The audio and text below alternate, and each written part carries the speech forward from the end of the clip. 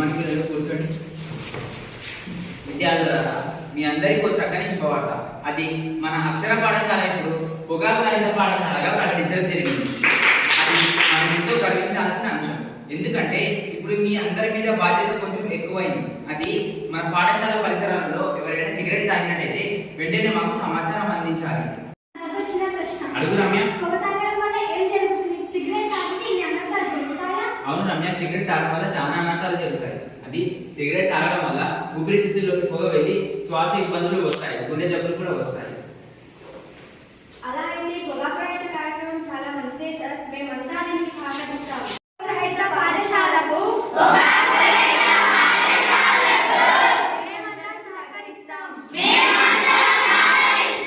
బాగా జరిగింది కదా?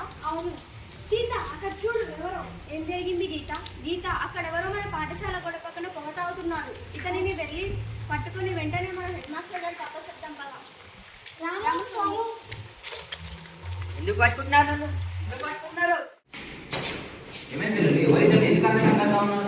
మన పాఠశాల పక్కన పొగ తాగుతూ కనిపించారు సార్. అవునా? ముందు ఇప్పుడే పోలీసులకు సమాచారం అందిస్తాను.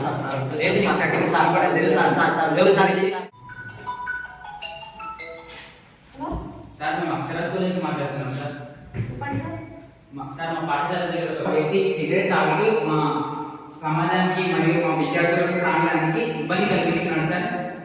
మీరు వచ్చి తగిన చర్య తీసుకొని తనకి చెప్తారని మేము ఆశిస్తున్నాం సార్.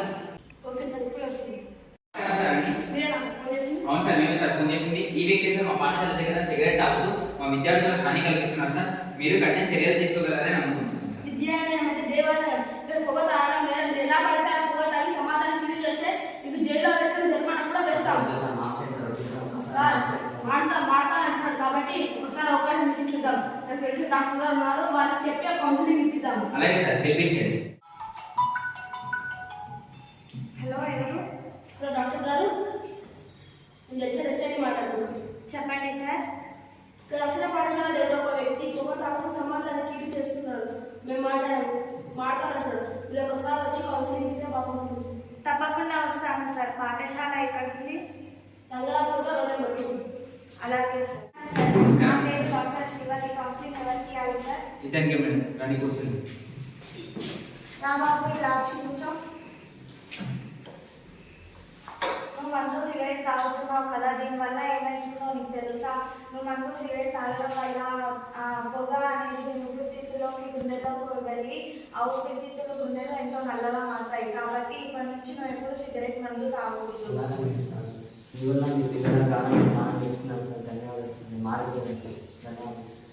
ఈ చిన్న నాటకం ద్వారా మనం ఏం తెలుసుకున్నాం?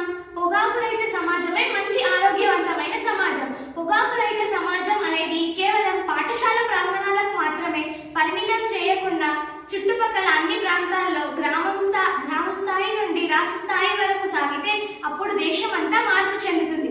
కాబట్టి విద్యార్థులారా, ఈ చెడును రూపుమాపు